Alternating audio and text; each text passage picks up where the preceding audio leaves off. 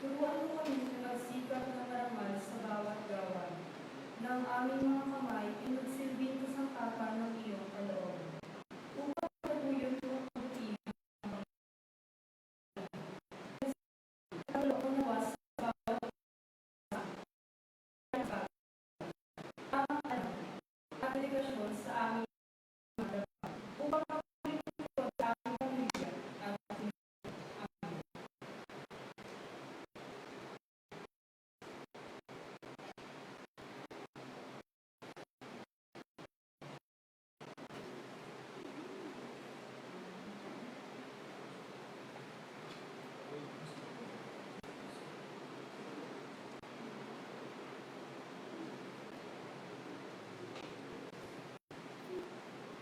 Ang mabuting balita ng Panginoon ayon kay San Marcos.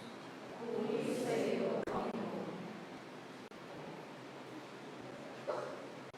Hindi ba ito ang karpinterong anak ni Maria at kapatid sina Santiago, Jose, Judas at Simon? Dito nakatira ang kanyang mga kapatid na babae. Hindi ba siya'y ayaw nilang kinalain, kaya't sinabi ni Jesus sa kanila, ang propeta liban lamang ng kanyang mga anak at mga kasama. Hindi siya nakagawa ng mga walang hihintuin, maliban sa pagpapatong ng kanyang mga sinamay sa upang pagmamahal.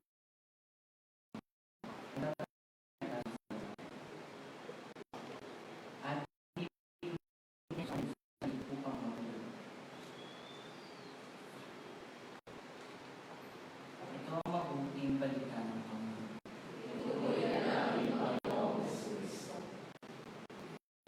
Ang lahat ay sipo at pakinggan natin ang pagpilihan.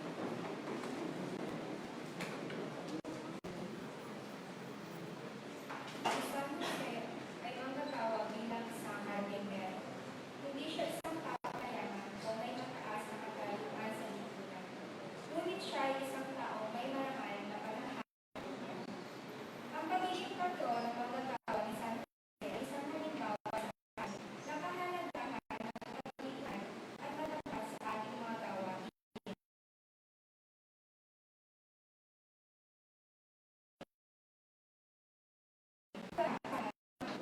Ito ang ating pag-aaral, pagkakaroon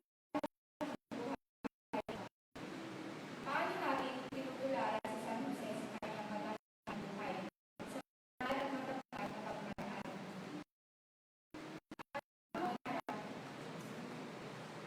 Hinaharap sa ating mga pang-araw gawain, pag-aaral at pagkakaroon buhay. Paano tayo nagpapakita ng pagtitiwala sa mga pagsubok sa buhay?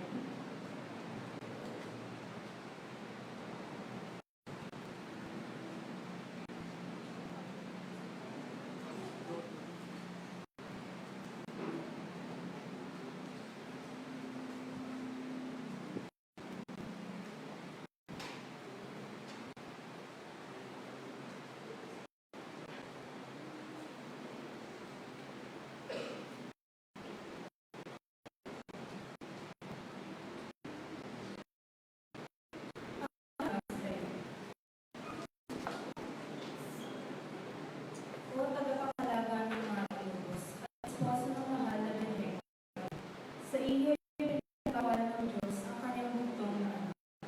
Sa iyo ilaaan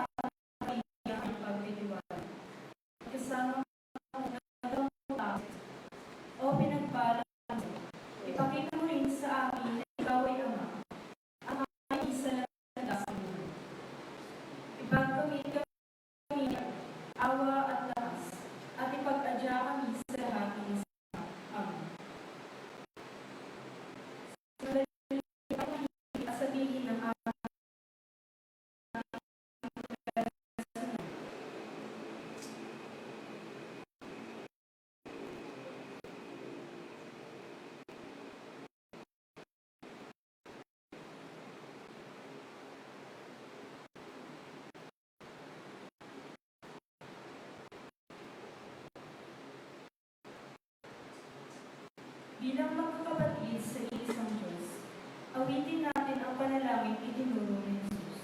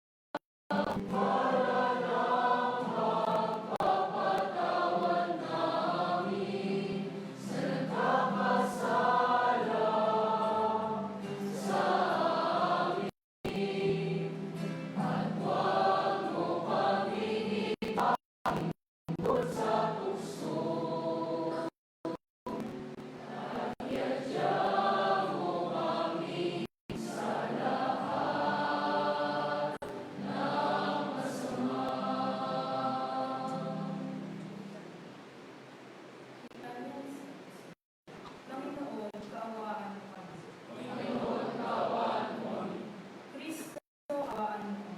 Kristo, kaawaan mo kami. Panginoon, kaawaan mo. Kristo, pakinggan mo kami. Diyos Ama sa langit. Diyos Anak, manunubos ng daigdig. Diyos Espiritu Santo. Santa Maria. San Jose. Pinagpalang anak ni David. Liwanag ng mga patriarka. Kabiyak ng puso ng ina ng Diyos. Malinis na tagapangalaga ng mahal na tagapag-alaga sa anak ng Diyos. Tagapagtanggol kay Kristo. Pinuno ng banal na o San Jose, lubhang tapat. O San Jose, lubhang malinis ang puso. O San Jose, lubhang tama sa pagkilos. O San Jose, lubhang makapangyarihan. O San Jose, lubhang masunod. O San Jose, lubhang matapat. Salamin ng pagtsatsaga. Mapagmahal sa pagdaralita. Parang manggagawa. Amang tahanan. Tagapagtanggol ng mga brethren. Lakas ng pamilya. Tagapagpanatag ng mga bigat. Pag-asa ng may sakit. Pintakasin ng mga namamatay. Sindak ng mga demonyo. Tagapangalaga ng simbahan. Kordero ng Diyos na nag-aalis sa maksan ng sanlibutan. Kordero ng Diyos na alis ng mga kasalanan ng sanlibutan. Kordero ng Diyos na nag-aalis sa kasalanan ng sanlibutan. Panalangin tayo. Panginoong Jesus,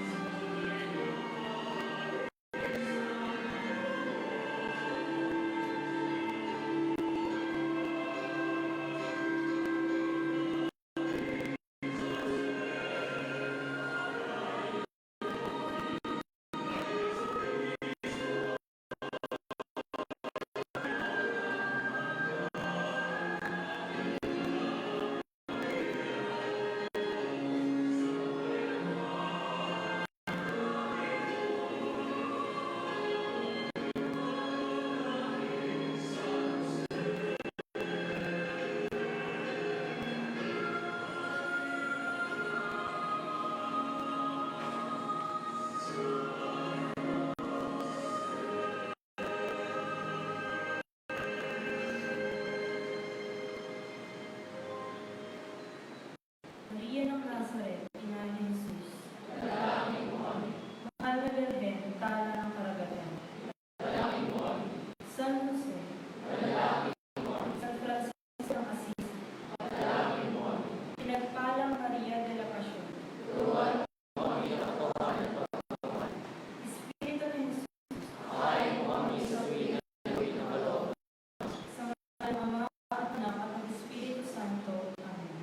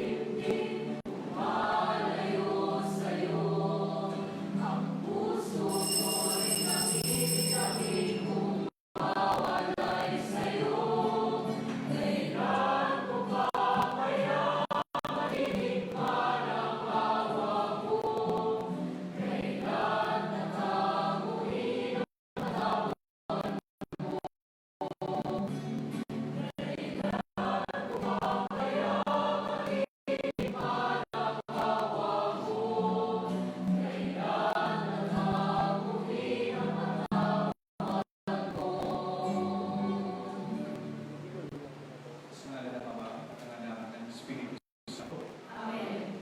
Ang pagpapala ng ating Panginoong Jesucristo, ang pag-ibig ng Diyos Ama, at pakikipagkaisa ng Espiritu Santo, gawa sa ng lahat. Sulayin niyo rin.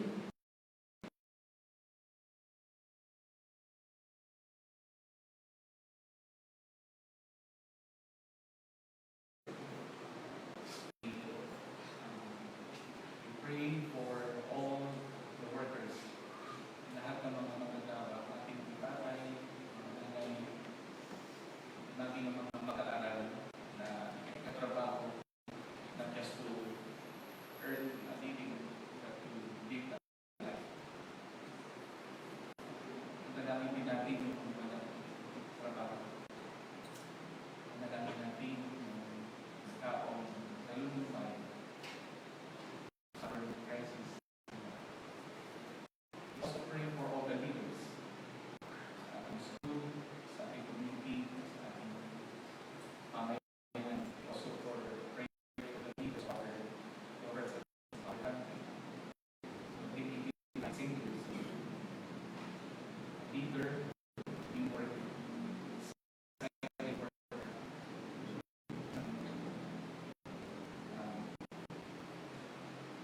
Naglilingkod ng ibabago. And we also ask the Lord to encourage to be diligent also in our day-to-day life. And always have that courage also to do whatever we do. Ito pang tayo ay hindi pa malapit sa banal na pagdiriwang ating pamaminin na lalakanin ang lahat ng mga nagagawa natin pagkamalabis sa hindi ng ating mga magulang. Sabay natin sa bibig ng aming Diyos. Panginoon Diyos, at sa inyo mga kapatid, na lubha akong nagkasala sa isip, sa salita at sa gawa, at sa aking mga tulong. Kaya isinasamo ko sa mga kanya, sa lahat ng mga anghel at mga banal, at sa inyo mga kapatid, at sa Panginoong ating Diyos. Kaawaan tayo ng mga Diyos. Kaawaan tayo sa ating mga kasalanan. At katubayan tayo sa buhay na walang hanggan. Amen. Amen.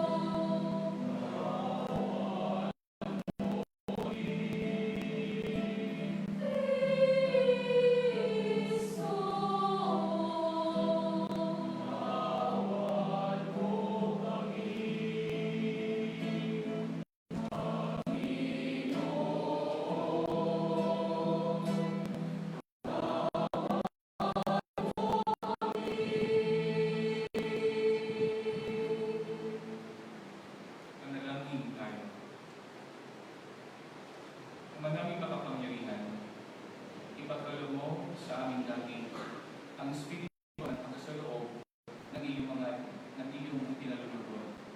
Gayon din ang diwang lalapin ito agad at tapos upang kami makapamuhay ng dahil sa iyo, sapagkat hindi kami mabubuhay ng walang pagkatangkilik mo.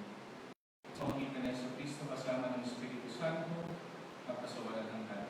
Amen. Maupo po ang lahat at pakinggan natin ang salmos.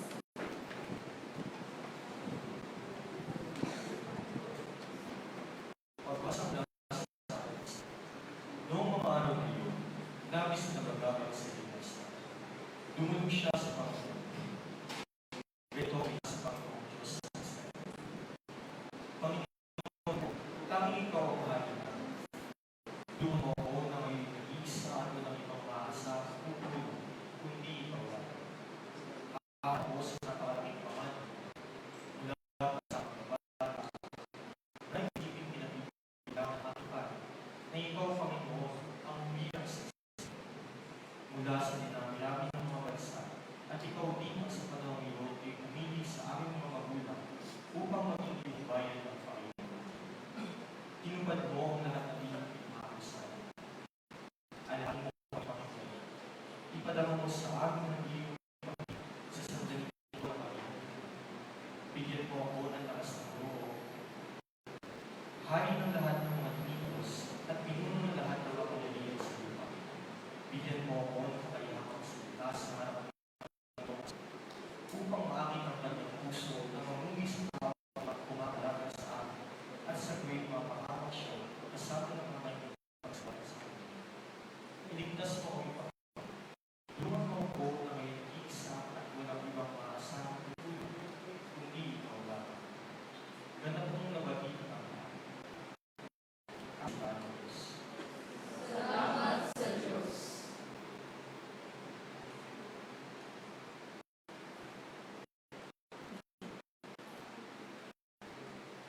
Sa tugunan, ang ating pong itutugon, noong ay tumawag, tugon mo yung aking tinanggap. Noong ako'y tumawag, tugon mo ay aking tinanggap. Ako poon, buong pusong awit ng pasasalamat. Sa harap ng anghel, pupurihin ko namin. Sa harap ng iyong templo ay iyong ko at kagana. Pupurihin kita doon, pupurihin niya. Noong ako'y tumawag, tugon mo ay aking tinanggap.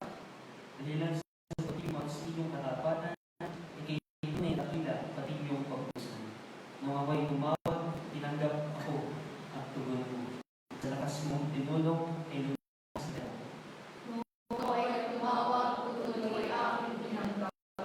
Nagandang mo sa puso kong buhay, iligtas ko sa piling. Sa lakas ng iyong taglay, yaak pa nga ang handang ng lahat. Ang dahilan nito'y buon, pag-ibig mo hindi pupunas. At ang mga sinong gawain mo maganda. Noong ako'y tumawag, tugon mo ay aking tinanggap. Ang ako ay magsitayo bilang paggalang sa mabuting balita ng Panginoon.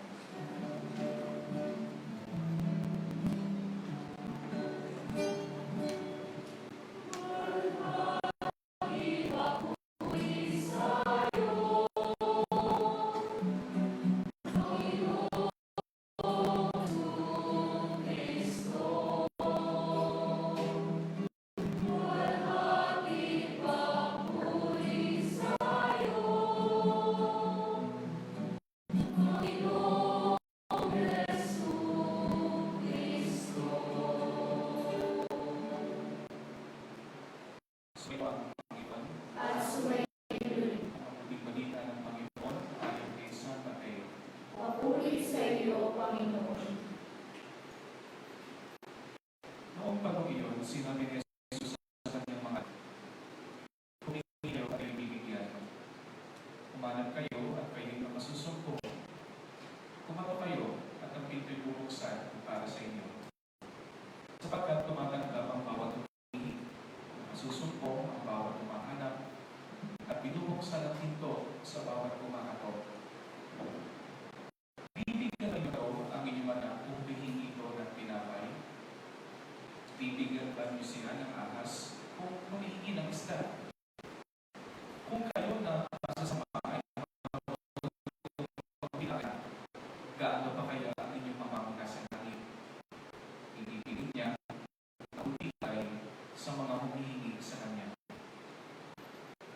Ipakita ninyo sa inyong kapwa ang ibig ninyong gawin nila sa inyo. Ito ang kahulugan ng kautusan ni Moises at ang turo ng mga propeta. Mga kapatid, ang mabuting balita ng Panginoon. Pinupuri ka namin, Panginoong Kristo. Ang lahat po ay masagot at natin pakinggan ang Magandang hapon po sa inyong lahat. Sabi po mga sisters, teacher ko pa rin noon, faithful and loyal sa SJA. Pinag-share ko rin sa inyo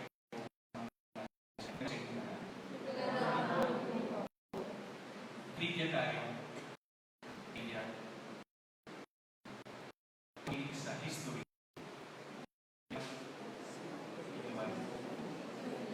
History. Ako ay never like history, but eventually I dahil na okay basis ang subject namin ay Hekasi. Geografia, kasaysayan at sibika. Si Ma'am ako po yung teacher ko ng thesis ako sa SJA. Ang aking principal doon, si Ma'am Magila. Isang school, si Father Catherine. Parang ahapon. Anyone for you, alam niyo yung meaning ng CCTV? Alam niyo? Meaning ng CCTV? History. Kayo, alam niyo yung meaning ng CCTV? Closed Circuit Television. Closed Circuit Television. Kailan yung evento? At pagka ng pandemic, naglagay kami ng CCTV kaya tayo. Alam niyo ba? Itong CCTV ay na-invento way back 1942. At isang German affiliate soldier or isang scientist. Ang pangalan niya ay si Walter Bush. 1942, bakit kaya? Meron ng 1942. World War II. Ginamit yun ng mga German soldiers to serve for personal surveillance and monitoring of the movements of soldiers and also yung mga sundalo na kalaban nila. Para mapagkakaan nila gano'n kadami yung sundalo, may mga snipers sa mga ito, mga spies, ay makita yung movement. But later on, ay bigyan namin sa industries, sa mga companies, and so dito yung panahon natin 2000, ginamit to survey the movements of our community. Kaya halos lahat ng sulok ay meron lang CCTV. Kahit siguro lahat ng narinig nyo, meron na rin CCTV. At yung CCTV na ito, nakatutok sa ng inyong tindahan. Para alaman nila na kung sino yung namumuti sa kanya. Diba? Yan siya po. Yung ilan nalagay ng CCTV dapat ng ref para alam kung sino kumukuha ng paling hindi na para sa kanya.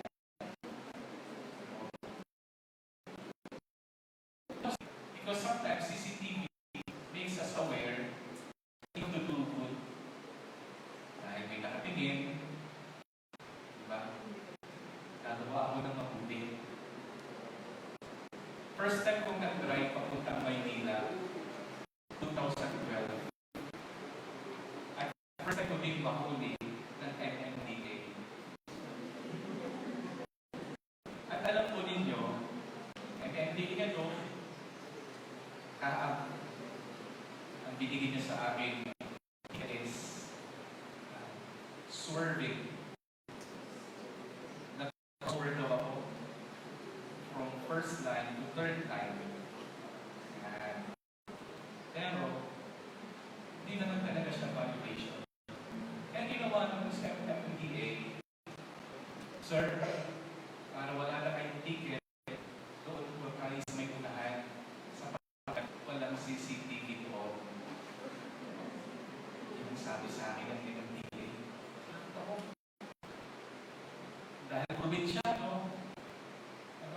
Hindi ko naman talaga alam ang pasikot-sikot sa Maynila. At ayaw ko din aralan.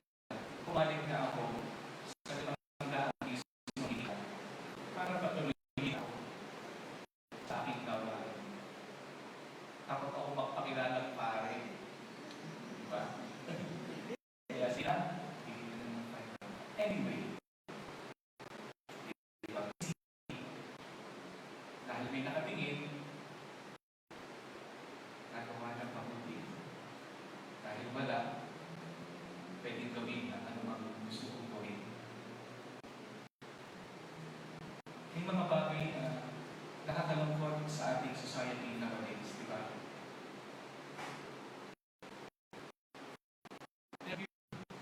In a deeper sense, yung CCTV, bakit iba, walang iba kundi ang Diyos. At CCTV niya, it penetrates our hearts. Ano yung laman ng puso natin? Kahit may magkago, alam mo sa good to remind ourselves of the values that Saint Joseph na isa buhay niya.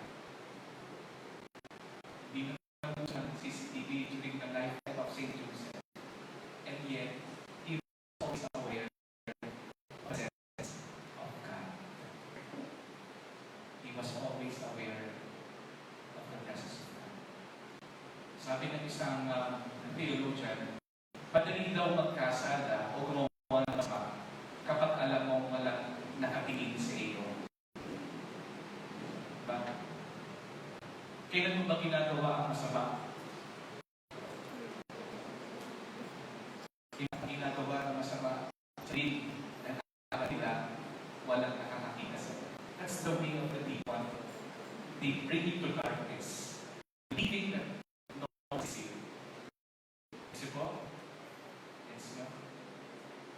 Akala nila, and it's good to remind ourselves of the very presence of God.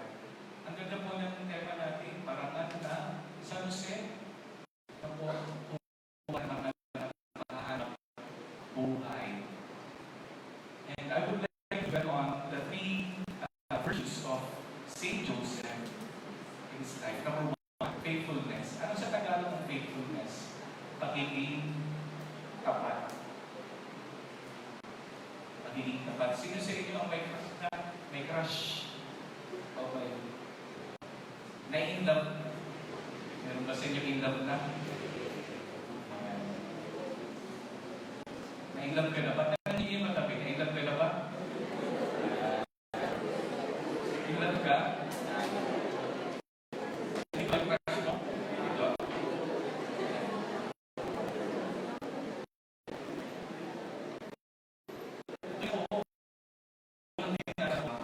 Kapag nabasa asawa mo, kapag ka, kaya may boyfriend ka na, pero tumitingin ka pa sa mas okay sa boyfriend mo. Ano ba? May boyfriend na, pero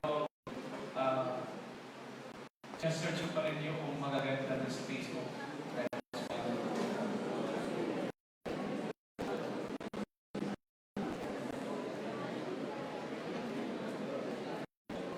Ang pagiging tapat ka is commitment. And it's a fruit of love. Kapag nagmamahal ka, tapat ka. Alam niyo ba yung salitang tapat? Kahit irambol mo siya, tapat pa rin. Diba? Kaya ang taong nagmamahal, mahirap man yan, o maka-experience ng ginhawa, hirap ang ginhawa, magiging tapat sa iyo. At yan ang meron si Saint Joseph.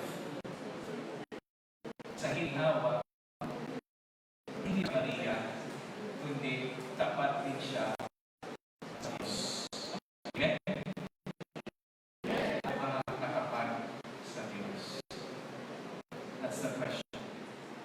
Kapag ba you experience blissfulness in life, kumbaga lahat ng tiyak na nakakamtan mo, yung mga pinapalang na bubuha mo, ano yung nagiging tendency natin minsan? Hindi stay more faithful ba? Or dumating sa pagkakataon na nakakalimutan natin ang Diyos. Diba? Yung mga pagkakataon kasi na ay hayahayang buhay, kaya kahit hindi na magkasal o magsimba, okay na. Hayahayang buhay ay, diba, andyan lahat, kailangan ko. Kaya kahit hindi na ako magsimba, hindi na loopholes natin at pwede tayong mahulog doon dahil hayahayang buhay, relax sa buhay, nasa atin ang lahat, nakakalimutan natin ang Diyos. Everything that we have is taken from God, and we owe it to Him. Anong ba namin? And learn to appreciate Him. The more you receive blessings, the more you should be faithful to Him. Kasi isa naman ang dahilan ko bakit nagpapala ang Diyos. Gamitin ko ang pala niyan para pagtao. Nalapit ng eleksyon, pero pagkabat hindi pa kayo boboto, sana maging na tulungan beres ninyong bumoto ng tama. Iboto niyo yung tapat na pumilo. Ibig sabihin, tapat ay anong sinabi niyang pangako, ayan, ito pa rin. Gets niyo po? Ang pagiging tapat ay yung manindigan niya sa katotohanan at paggawa ng mabuti kahit walang ibang taong nakatingin. Minsan kasi, kapag na-picture, doon lang ahala-ahala, pausipan, research, pag nakalabas sa picture, pwede mo na diba? Lagi lang tayo naka-rely on someone seeing us. Tingin sa atin, sa kanang tayo ginagawa. Doon natin napapakita yung integridad ng just like St. Jesus. Even without someone looking at us, we can continue to do the right thing.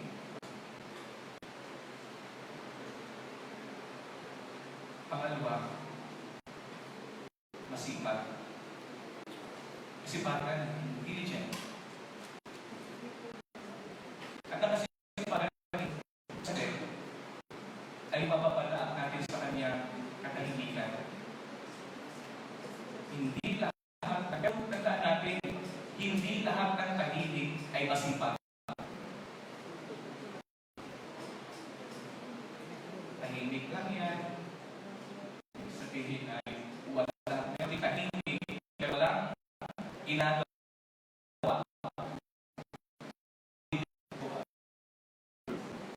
Tahimik, sapagkat walang ginagawa. Kundi hindi natin tahimik.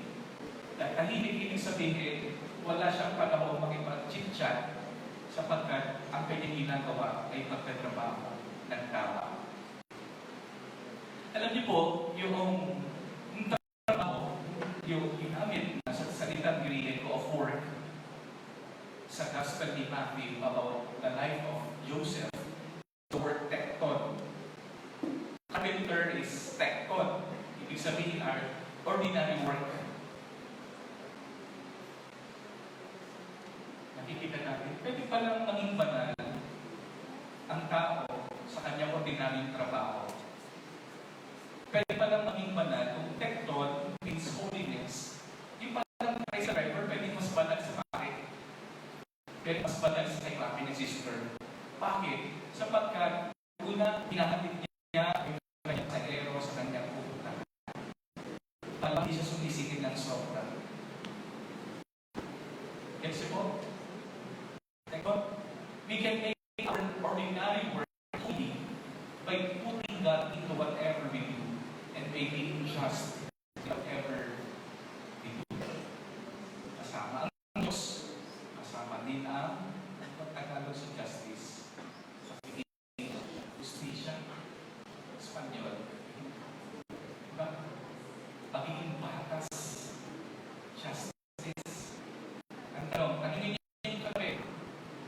Tahimik ka ba? Dahil namin tulog? Ba? O tahimik ka sapagkat wala kang panahon para makapag-chismisan sa iba? Kasi po, tahimik. And in silence also you learn in silence, doon nakikipag-usap ang Diyos. I was blessed to be able to visit the very house of St. Francis of Assisi just 2 weeks ago. The house of St. Francis and the house of St. Assisi. Napakapaya, malayo sa ingay ng mundo. When we will look at the very life of Francis, he has everything. Para kanta na Daniel Padilla, nasa iyo lang lahat. St. Francis is also a good-looking guy. He was a military. They owned a big textile factory. Ano yung textile factory? Tama, damit, tela, fabric. And the supply sila, hindi lang dun sa mga duke, mga may-ari, mga damit. Nag-supply sila sa community, nag-supply sila sa mga sundalo. Ibig sabihin, iban yung kanilang negosyo. Pero if you look at Francis, binitawan niya ang lahat. At mas pinili niya makinig sa Diyos. He revealed much sa silence. Doon sa katahimikan, doon yung natagpuan ng Diyos. Hindi na lang, at minsan pinapalihan natin ito. Minsan dagdag tayo sa ingay. Kung bubuksan niyo po ang social media, ingay na. At minsan, tayo yung tumatagdag. Alam na natin fake news, i-share pa natin.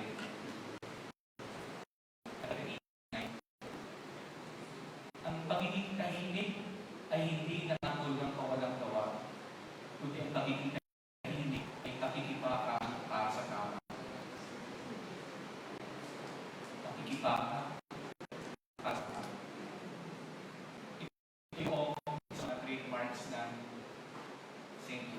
Joseph. Tahimik, pero laging nakikipaka sa tama. Pag mali, sisikapin itama sa sarili. At gayon din, pag-usuli na itama din ang iba. Pagiging tahimik ay hindi nagiging mangahulugang pagiging kulang, pagiging bingin, pagiging tahimik o sumikaw na ayon sa sariling kalayanan. You are blessed to have a good teacher to you. Sana po kung sasayangin, hindi nagkasal. Life is not just all about prayers. Prayers should be translated into action. Prayers should be translated into action. Huwag sana tayong maging katulad doon sa may Santo Cristo ba yun? May nakahiga. Dali doon. Wala naman. Sa Sariaya meron. Baka ako yun. Baka tayo yun. Baka tayo yun. Katahimik, walang ginagawa. Tamad. Pagiging tamad, kasalanan yan.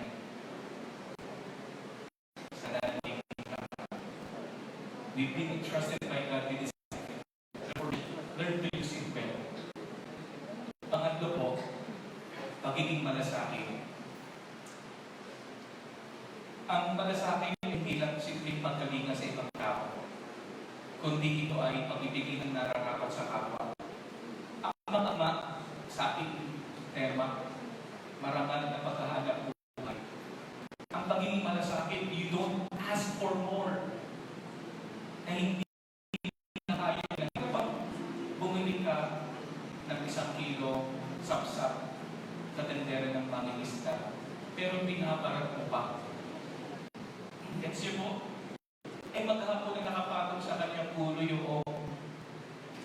kilo-kilo mga isda. I was blessed to be a guide, and I've learned the way of life of the fisher folk.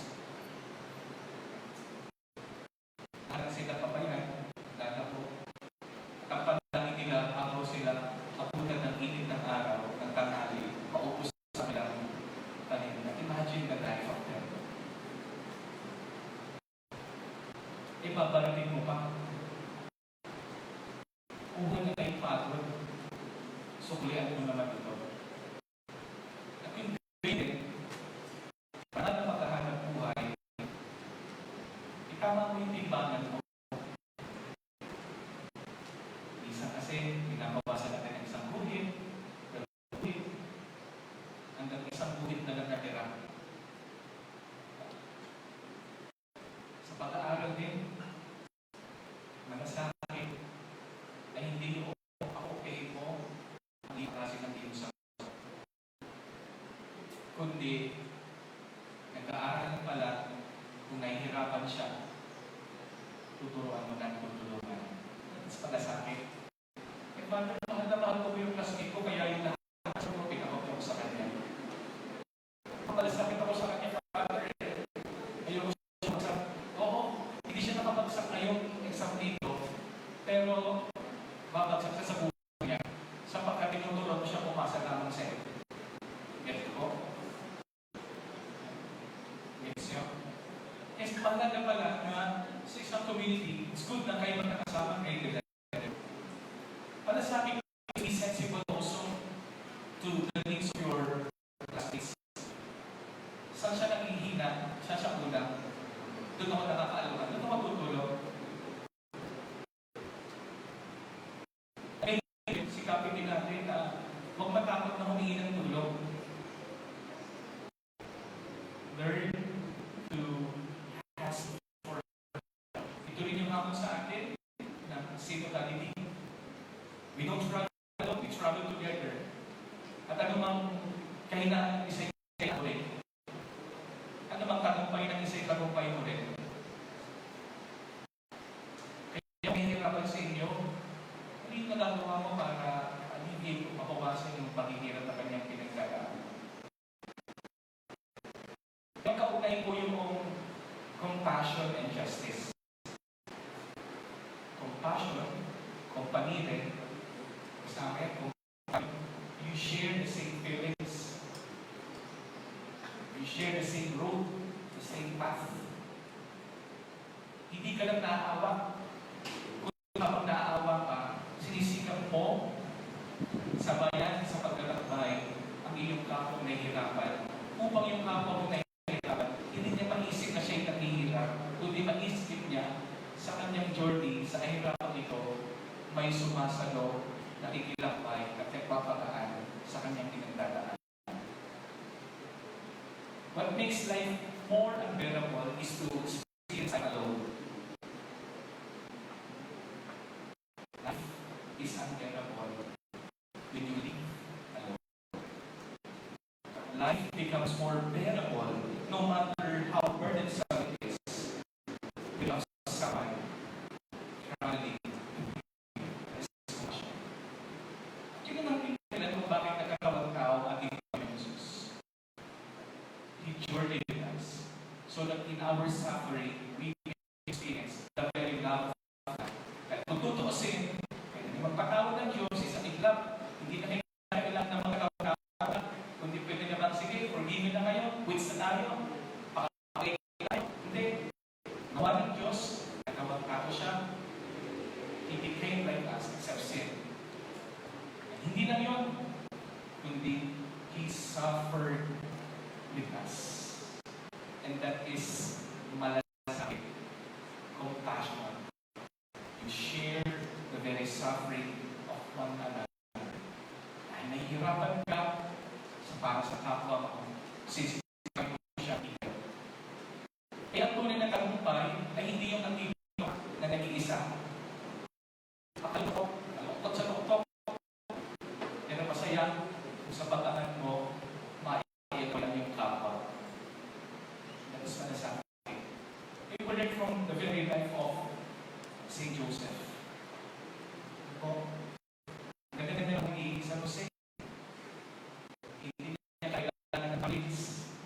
para siya papurihan.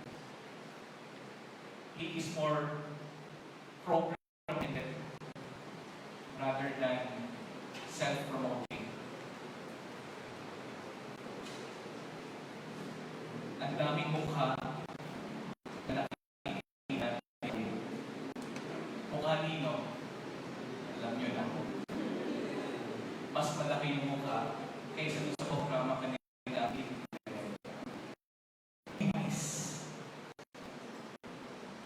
Sa pagkakasinyo, ang laki ng kanyang ginawa. Pero hindi mo makikita. Kundi ang makikita mo lang, it's always God. It's always Jesus. It's always His vocation. Same mag-strive as Josephinians. Na po, ang makita lang Diyos, hindi tayo. I'm going to end this moment, prayer of total shame. Ito sa ating client's prayer. Sabi niya, grant the people that I'm serving no longer me, but only you, Jesus. Grant that they may see no longer me, but only you.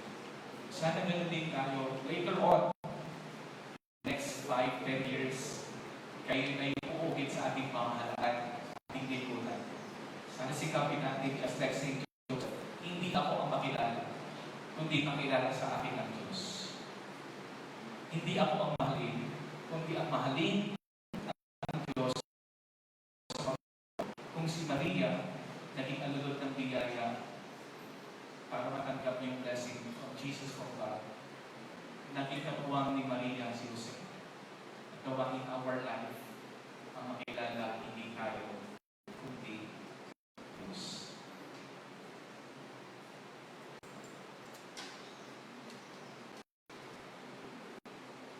Magsatayo po. Manalangin tayo sa ating Ama sa tulang Ama, pamamagitan ng Santo Patron ni San Jose. Sa bawat panalangin natin, San Jose, gabayan mo kami sa aming pagsusulitan.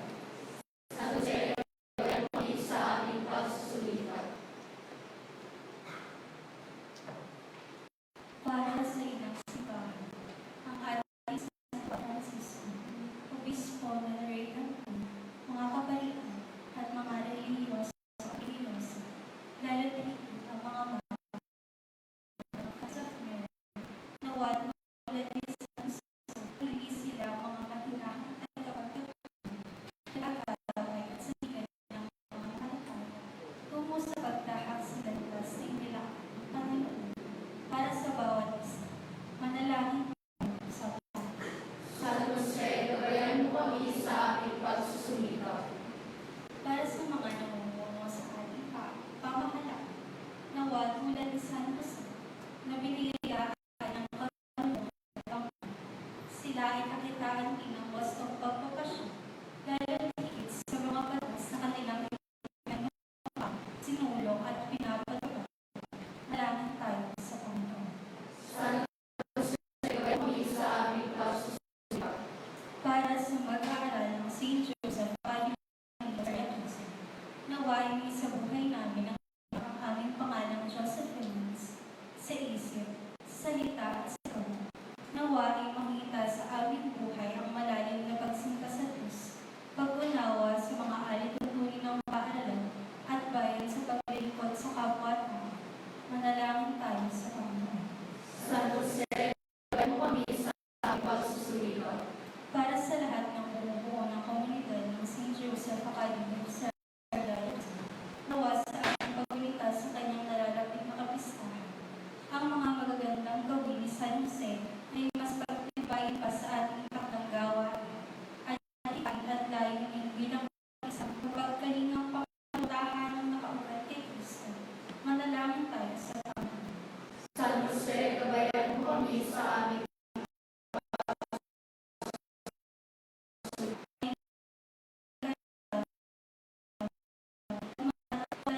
sa lubuyang sitwasyon bilang pakibahagi sa naging pag-aalay ni Kristo ng buhay. Nawa hindi sila mapanghinaan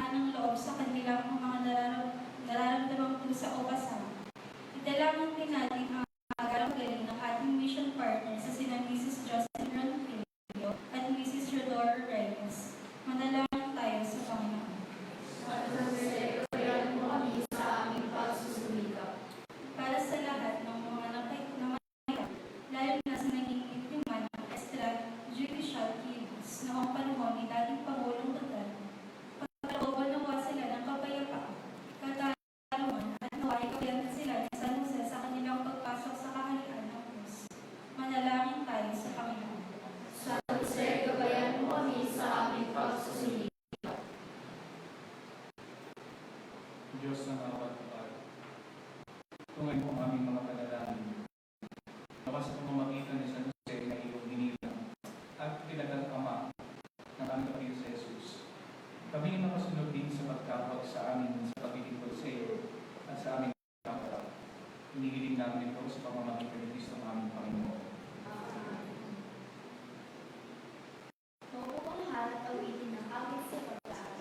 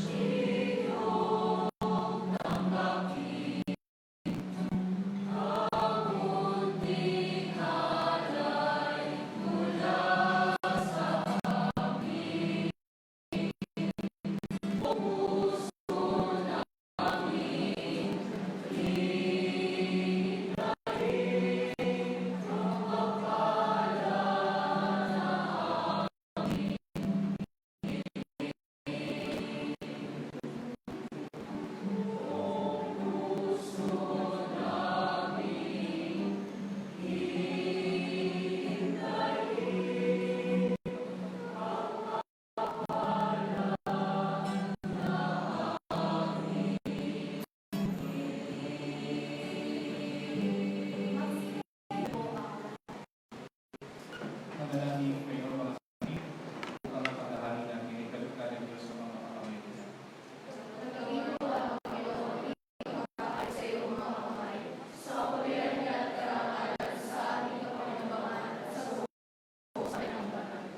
Ang naming binikha, maging kalugod-lugod gawa ang aming paghahalin. At ang mahal ay aming iyakin,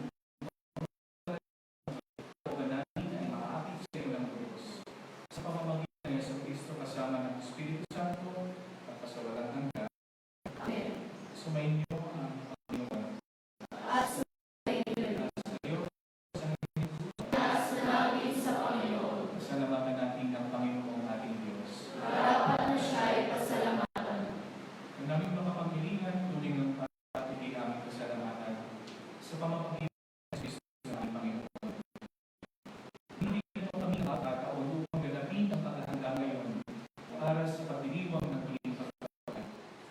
Kaisa ng iyong anak na minamahal na aming nilalaan, ang panahon, talino naman, para ganapin ang iyong kalooban na ang kapatao ay tubos na damayan. Sa hindi mo ang taksi ng bilang mga paanib ng iyong sambayanan. Kami hindi pinagkakamit ng katayo sa pagkakakilig. Kaisa ng mga anghel, na nagkisiawit ng papuri sa iyo ng palamumpay sa kalangitan kami, nagubunyi sa iyong kanilang.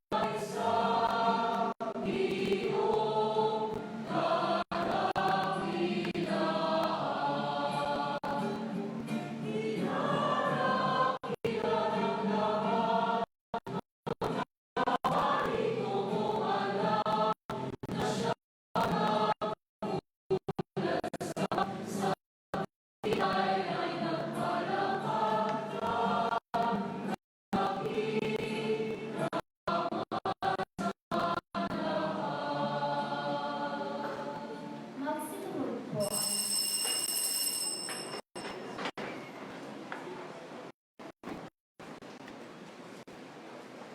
Amanang banal, ikaw ba ang bangalan? Kahit sa pamamagitan ng Espiritu, gawin banal ang mga kaloob na ito, upang para sa amin ay maging katawan at dugo ng aming Panginoong Jesucristo.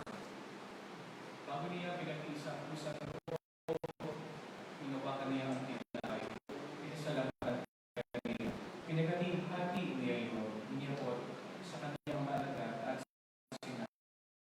Pinin na ito ang kanin, ito ang aking katawan, kayaan ko para sa inyo.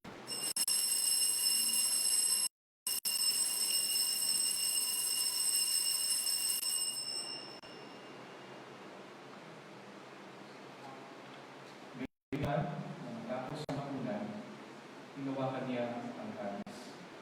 Hindi kanyang pinasalamatan, iniyabot niya ang kanis sa kanyang mga alagad at sinabi, "Nagapin lahat ito at inumin. Ito ang kanis ng aking dugo na walang nangangalipan. Ang aking dugo na ibubuhos sa inyo at para sa kapagpapatawad ng mga kasalanan. Pinili ito sa pag-alaala sa akin."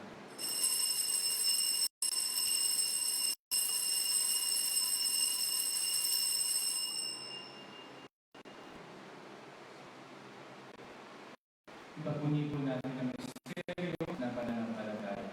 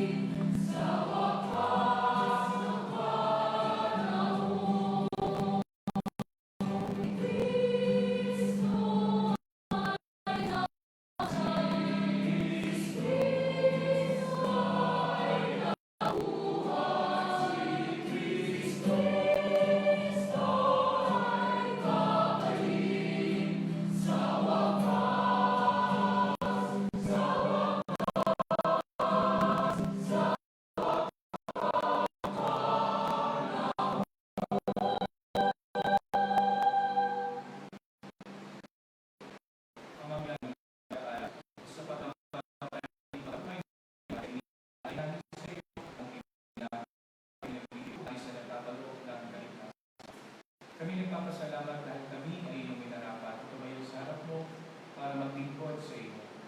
Sinasamo namin kami magsasalo-salo sa katawan at tuloy ni Kristo ay mabuklod sa pagkakaisa sa pamamagitan ng Espiritu Santo. Tumalikapin mo ang iyong simbahang latala sa buong daigdig. Gustusin mo kami sa pag-ibig. Kaysa ni Francisco na aming Santo Papa, ni Melrega, ang Obispo at ang Katanang Kabayan.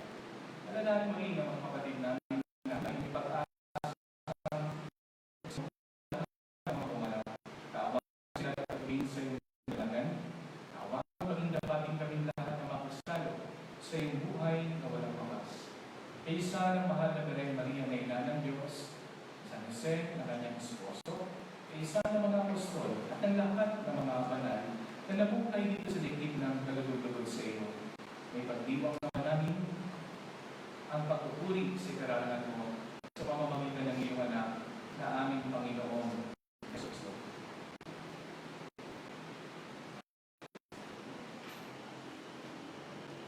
Sa pamamagitan ng Kristo, kasama niya sa aking lahat at parangal at papuri sa iyo, Diyos ang mapapamilihan, kasama ng Espiritu Santo, pagkasawalang hanggan.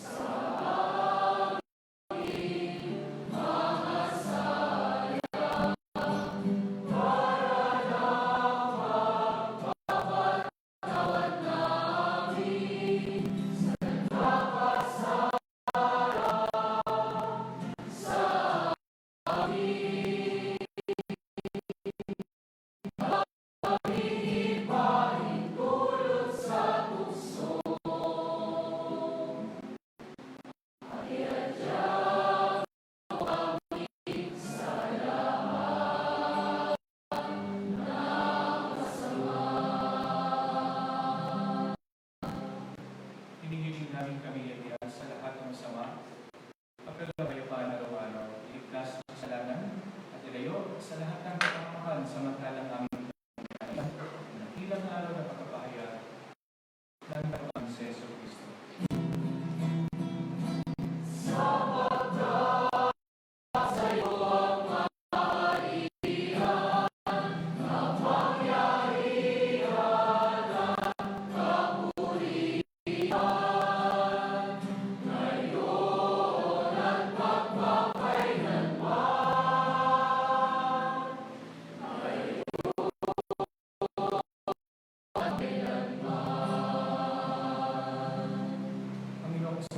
Sinabi mo sa iyong mga apostol, kapayapaan ang iniiwan ko sa inyo, ang aking kapayapaan, ang hindi ko sa inyo. Kung ngayon bang aming malatay, huwag ang aming mga pagkakaan.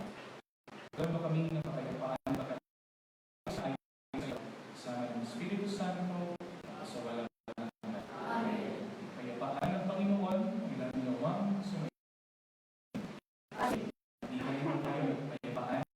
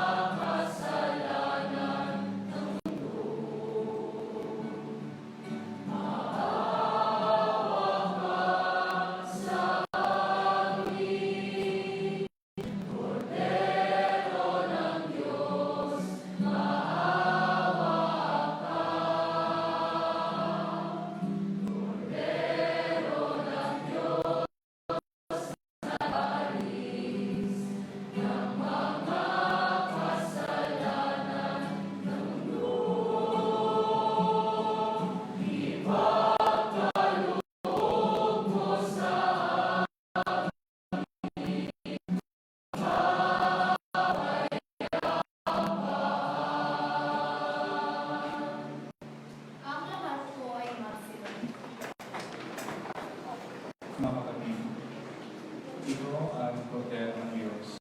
Ito naganis ng kasalanan sa sanlibutan, mapalad ang nailaaniyahan sa kanyang piling.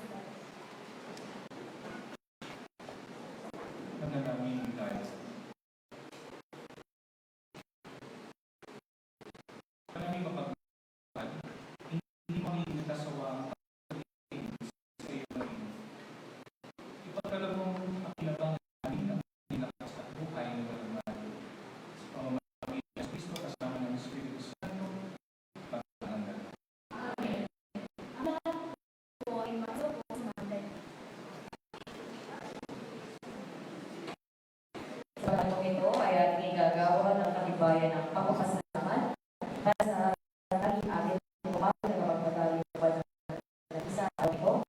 Teka, ang aming isa na binaryo sa ngalan ng aming isang patron San Jose. Kaya ito po muna ang aming pamili ng basahin ang lalaman ng ating gagawin ng Katibayan. Katibayan ng pagpapasalamat ay nagawa kay Reverendo Father John E. F. Pangaliban sa pagiging unang tagapagmang sa ikaapat na araw ng isa na binaryo bilang parangal kay San Jose, kabilang ng puso patron ng Diyos sa simbahan na may tema San Jose o ng manggagawa, gabay sa matalaan pamamahan ng bawat kayo ika-13 Paso 2025 sa San Damiano Chapel, SHS Campus, Pag-uno sa Yaya Quezon. Nilagaan na Sister Teresa Zoraida Augusto, Coordinator, at Sister Angelita A. Santos, FMN, our school directors. So, tinatawagan po dito sa unahan si Sister Nita po at si Ma'am Angie para sa paggagawad ng ating katibayan ng pagkakas. Atin po palakpakan si Father.